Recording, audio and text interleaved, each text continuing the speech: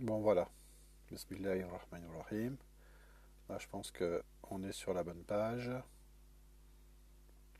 Jassim Mohammedia 18e, communiquer avec son shir à partir du livre du chapitre Gourou et ou pas Gourou de Cheikh Abdel Wahed, qui est en fait extrait d'initiation et réalisation spirituelle. Je crois que je me suis trompé hier en annonçant que c'était les aperçus sur initiation. Bien, marhaban les jamia. N'hésitez pas à me dire s'il y a un problème de son ou de format, mais normalement là le son fonctionne et le format est en paysage, c'est-à-dire horizontal. Voilà, j'ai rajouté des petites étiquettes en bas pour que ce soit plus facile peut-être à me dire ce que vous en pensez, Inch'Allah. Comme ça on a la date, les thèmes, etc. Des références qui sont plus faciles pour rechercher les vidéos, Inch'Allah. Bien, donc je reprends ce qu'on avait commencé hier, Inch'Allah. L'intérêt de cette Jalsa, c'est de montrer comment Cheikh Abdel Wahid Yahya, René Guénon, euh, expose aux Occidentaux ce que c'est que le shir.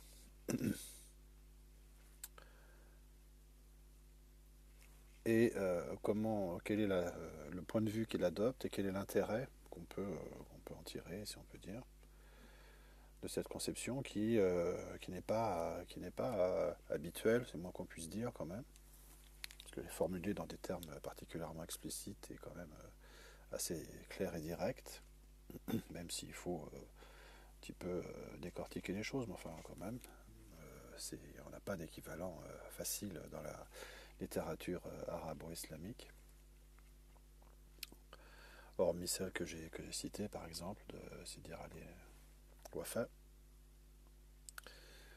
Euh,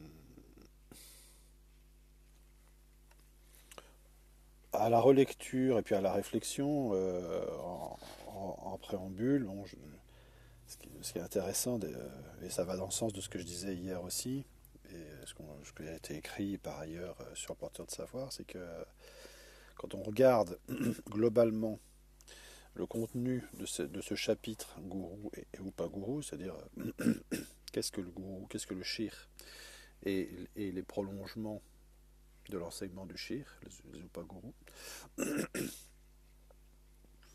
ben, on se rend compte, je dirais quantitativement, que finalement le contenu du chapitre qui fait 3-4 pages, 1, 2, 3, 4, 5 pages, il est à peut-être 2 tiers ou 3 quarts, quasiment, on pourrait dire, consacré à la, à la présentation des Upagurus.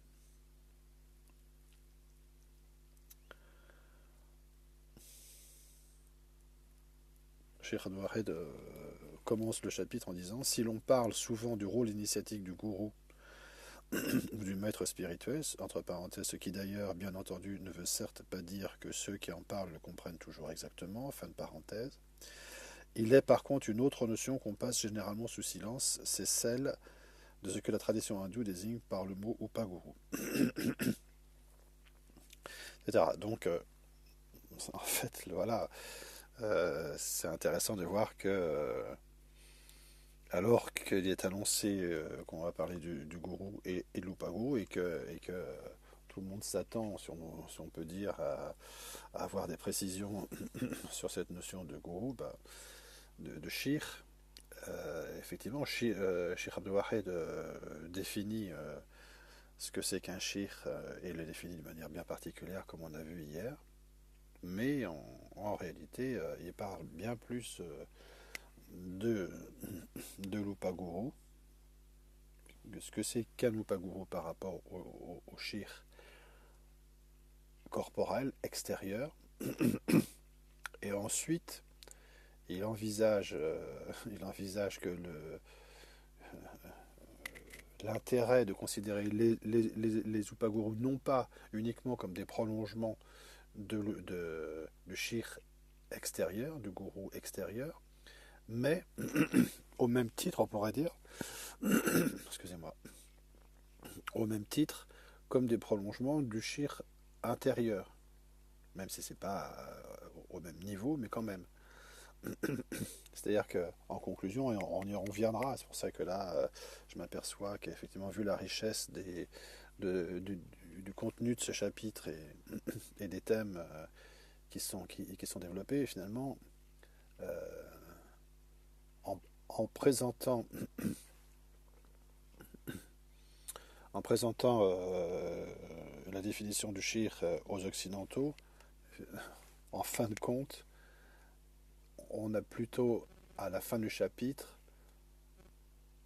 euh, un point de vue, ou l'insistance, la manifestation de l'insistance de Sheikh Abdul Wahid à, à montrer que le shir extérieur n'est que le reflet ou la correspondance du shir intérieur, et que quand il n'existe pas, on peut considérer les upagurus comme un représentant, comme des représentants aussi du shir intérieur. Et on a une espèce de, pas de disparition, mais de mise au second plan, d'une certaine manière, du shir corporel au profit de la considération des upagurus et du shir intérieur. Donc ça, c'est vraiment important comme manière de faire parce que ça a des, ça a des conséquences et ça présente un intérêt par rapport à la manière de considérer les choses dans un contexte cyclique qui est le nôtre. Donc tout ça pour dire que aujourd'hui on va voir un aspect lié aussi à cette définition, à cette manière de présenter les choses, mais que je vais être obligé de remanier l'exposition des choses dans l'article que j'avais fait sur le porteur de savoir, nos commentaires, pour vraiment intégrer toutes ces notions et pour présenter les choses de manière plus globale et plus cohérente, Inch'Allah. C'est un peu normal, quoi, parce que comme je disais tout à l'heure, et comme le dit Sheikh Abdul bien souvent, dans l'introduction de ces considérations, on dit que les considérations traditionnelles en général, et puis celles qui sont initiatiques et celles qui touchent l'initiation proprement dite, sont tellement riches et qu'on peut les concevoir sous des points de vue différents, et que, voilà, de toute façon, il n'est pas question d'épuiser toutes les considérations qu'on pourrait faire à ce propos, mais de présenter certains aspects. Et effectivement, on se rend compte qu'on peut voir les choses sous tel et tel rapport, suivant l'intérêt qu'on y porte et suivant les applications qu'on veut en faire, Inch'Allah. Salam alaikum. C'est quoi les upagurus? Ah bah là, il faudra regarder Fatima Zahra, wa alaikum assalam wa rahmatullah. Il faut regarder la parution d'hier, Inch'Allah. Disons pour répondre quand même,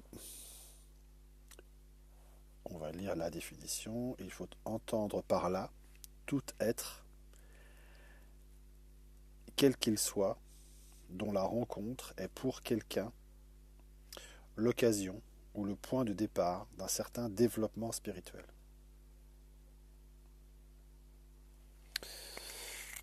Et Cheikh Abdul dit que ce sont donc des prolongements. D'une part, ce sont des prolongements du maître extérieur, du shir extérieur, et aussi peuvent être considérés comme des prolongements du maître intérieur, de la haqiqa intérieure de l'être.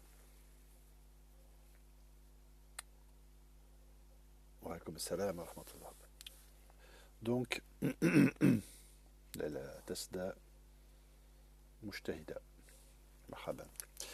Venons-en donc maintenant à au thème d'aujourd'hui, qui est après la reconnaissance du shir et l'intérêt de la présentation de Cheikh Al-Wahed sous dans cette optique, on va parler d'une question qui a été soulevée par quelqu'un en privé, peu importe, et qui dit, qui voudrait comprendre comment expliquer, que penser des possibilités pour un disciple, ou pour un shir finalement en fait plutôt, de communiquer, pour un disciple de communiquer avec son shir distant par l'intermédiaire de son représentant, Muqaddam, et aussi la possibilité de communication du shir avec le murid par l'intermédiaire du Muqaddam ou directement.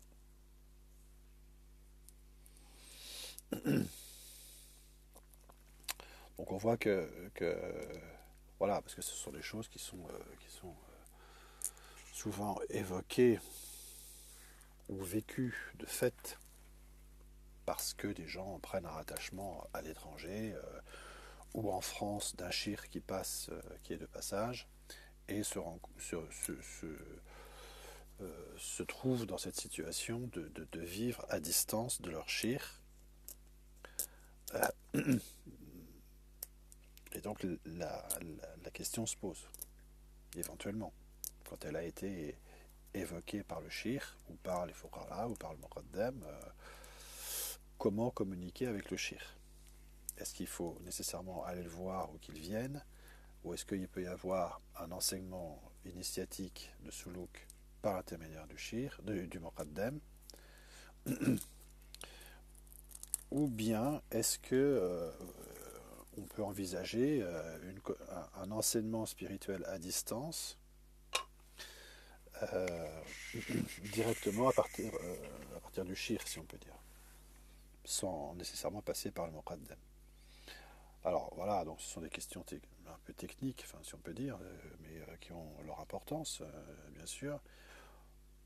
Avant d'aller plus loin, on voit ce que je veux dire, c'est que l'intérêt de la présentation de Cheikh Abdul Wahid, c'est qu'on comprend beaucoup mieux, si on peut dire, de manière plus raisonnable, enfin en tout cas, autrement qu'en disant, ben voilà, c'est une karama, le shir, voilà, il a cette possibilité-là, ou il le fait comme ça, ou voilà, on donne cette possibilité, cette karama au shir, et on pense qu'il l'a, ou on pense qu'il va l'appliquer. Bon, voilà, ça c'est un peu souvent ce qui se passe.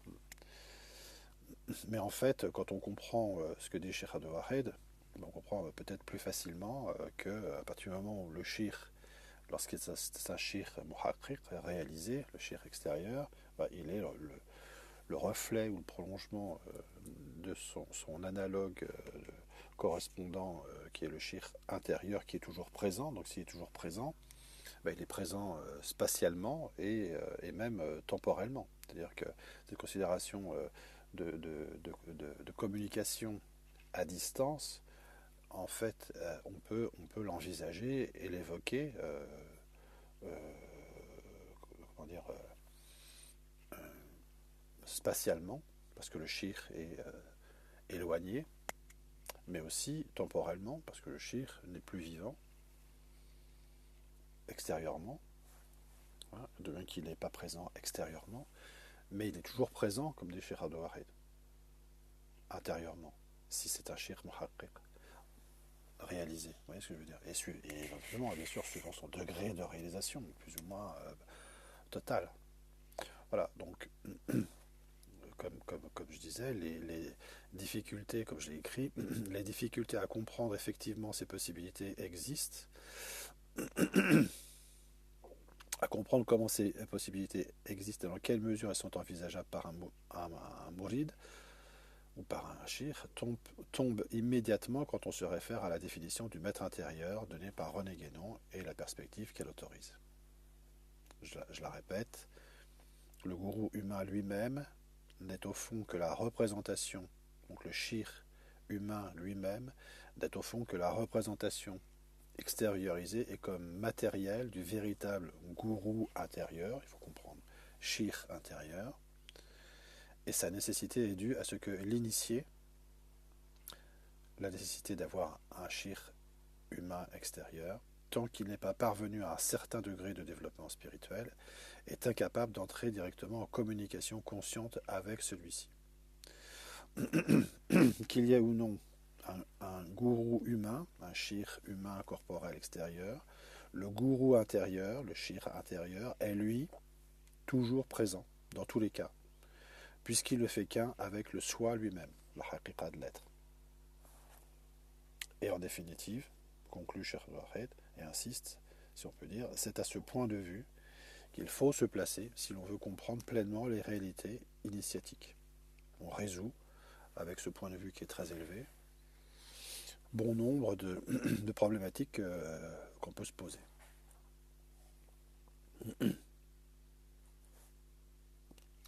Voilà, j'espère que c'est clair, Inch'Allah.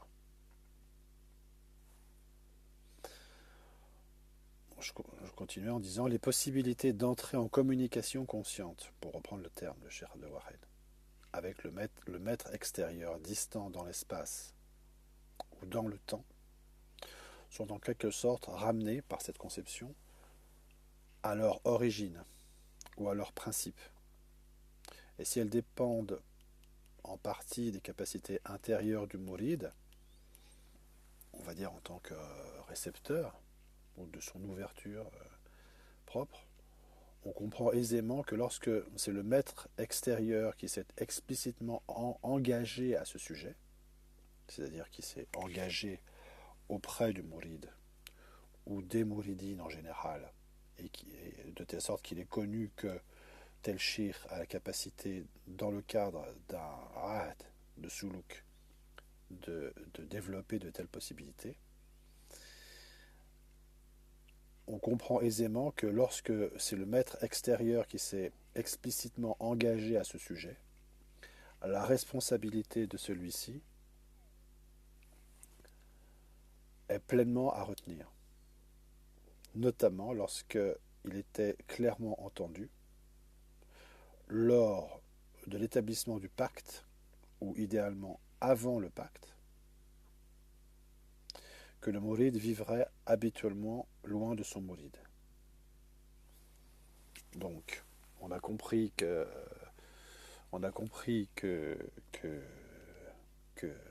ces possibilités, elles existent, et on voit facilement par l'exposition de Cheikh Wahed sur quoi elles se basent. La problématique revient de savoir ce qu'il en est réellement dans la pratique. Est-ce que des capacités du shir à exercer un tel enseignement à distance, et de savoir, de bien savoir, de bien établir, et d'avoir une pleine conscience éclairée sur le fait que cet engagement constitue proprement une responsabilité de la part du shir, surtout, ce qui est normal, mais surtout lorsqu'elle est établie avant l'engagement, le ahd de Soulou qu'on fait avec lui.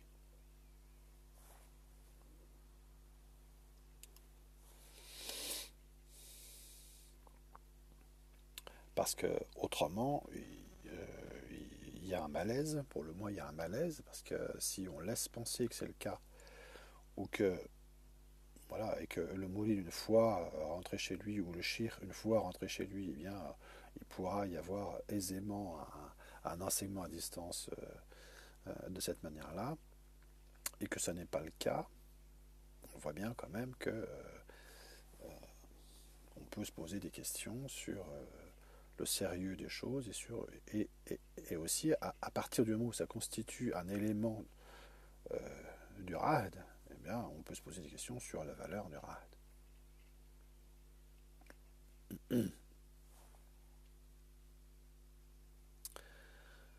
Si rien n'est donc théoriquement impossible, sous ce rapport, comme sous d'autres, puisque le maître intérieur est toujours présent. On voit que ces possibilités d'enseignement initiatique à distance, entre guillemets, sont loin d'être banales, comme on pourrait le penser, parce que c'est plus souvent qu'on ne pense évoqué dans les rattachements ou dans certaines toujours où on laisse penser telle ou telle chose, où on exprime telle ou telle chose de telle ou telle manière. Donc on voit que cet aspect n'est pas des moindres et il est loin d'être anodin et banal. Ces possibilités d'enseignement initiatique à distance sont loin d'être banales et immédiatement applicables à tout un chacun, maître comme disciple. Nous voulons préciser ici que la responsabilité que nous venons d'évoquer, c'est-à-dire du shir, lorsqu'elle a été formellement et explicitement posée comme une composante des conditions du pacte initiatique éventuellement contracté, constitue bien une partie de ce pacte, à part entière.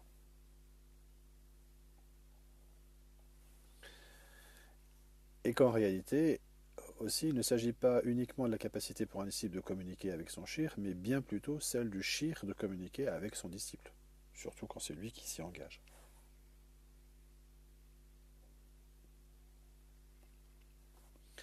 On comprendrait mal qu'un maître qui se serait engagé de cette manière n'assume pas finalement cette promesse, cet engagement, puisqu'on parle d'engagement initiatique. On est dans un domaine où on ne plaisante pas avec ce genre de choses, normalement. On comprendrait mal qu'un maître qui se serait engagé de cette manière n'assume pas finalement cette promesse, en laissant de fait le disciple qui a pris un pacte initiatique avec lui, sur cette base, totalement délaissé, alors qu'il vit à distance de lui et qu'il est dans l'attente de l'enseignement promis. Cette situation que je décris là n'est pas rare. Moi, c'est relativement fréquent de voir des gens qui disent, bah, écoutez, voilà, je prends contact avec vous, j'ai un problème, je suis dans cette voie depuis tant d'années, on m'a dit que je pourrais avoir un enseignement que le shir pourrait exercer des choses, et puis il n'y a rien qui se produit. Quand je parle de ça à mon muqaddam, c'est très évasif, j'arrive pas à en parler, j'ai pas de réponse. Qu'est-ce qui se passe? Qu'est-ce que je dois faire? Qu'est-ce que je pense de ça? Que dois-je en penser? Voilà, ce sont des situations qui sont quand même extrêmement délicates. Alors,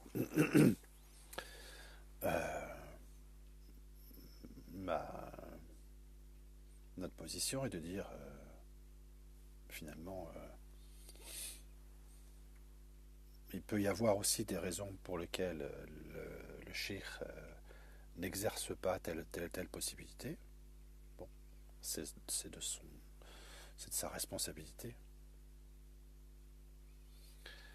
Et en tout cas, si les choses sont clairement exposées et avant leur aide, on a quand même des raisons d'être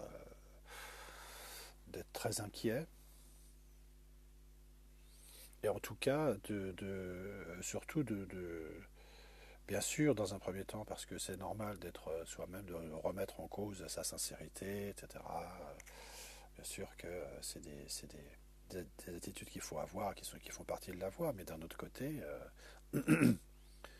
pas à se voiler la face. Et, et je pense qu'il est important de bien comprendre à la fois qu'il peut y avoir des possibilités réelles, mais d'un autre côté que ces possibilités ne sont pas du tout banales, courantes, et qu'il faut être très prudent à ce sujet. La meilleure des choses étant de bien évoquer les choses avant l'engagement. On finira en disant qu'en prenant Allah comme le meilleur des témoins, subhanahu wa ta'ala, comme c'est d'ailleurs le cas lors du déroulement du pacte initiatique, en général, parce qu'on prend Allah à témoin de l'engagement du mouride, et les anges, et le prophète, et les awliya, et les gens qui sont présents, et les djinns. C'est pas la nécessité, mais enfin, c'est souvent le cas. Comme c'est d'ailleurs le cas lors du déroulement du pacte initiatique, nous nous permettons donc d'attirer fortement l'attention de toute personne concernée par cet aspect. Entre parenthèses, disciple comme maître, entre guillemets, sur la gravité de ce qui est en cause et sur la nécessité qu'il y a à s'enquérir le plus précisément possible, entre parenthèses pour l'éventuel futur disciple, auprès de qui de droit, du contenu, du sens, de ce qui pourra être clairement avancé, c'est-à-dire qu'est-ce qu'on comprend, qu'est-ce qui est dit, comment comprendre ce qui est dit ou ce qui est murmuré à ce propos dans la tariqa. De ce qui pourra être clairement avancé, prétendu ou sous-entendu en ce domaine avant toute espèce d'engagement. Avant toute espèce d'engagement que ce soit, afin que toute sorte de duperie, plus ou moins volontaire, soit évitée. Plus ou moins volontaire. Et que les responsabilités soient parfaitement établies et assumées par chacun. Je dis plus ou moins volontaire parce qu'il y a aussi le cas de gens, de mouridines, qui présupposent ou qui est établi sur leur propre vision des choses ou sur des a priori ou sur des interprétations qui leur sont propres, mais qui ne sont pas toujours le fait du shir. Il y a le cas où des mouridines, justement, où le mouride pense que le shir à distance va pouvoir lui enseigner les choses. Il va avoir un lien et que ce lien sera tel qui lui permettra d'avoir un tel enseignement. C'est pas une plaisanterie et il ne s'agit pas dans ce cas-là nécessairement d'un mauvais procédé qui vient de la part du shir, qui peut être complètement en dehors de toute cette problématique, parce que il arrive souvent que finalement l'image donnée par les mouridines dans l'environnement du shir ou par les muqaddam ou par le mourid lui-même soit embellie ou exagérée à tel point que on en arrive à des conceptions de cet ordre-là ou d'autres du même genre, mais qui sont complètement étrangères au shir.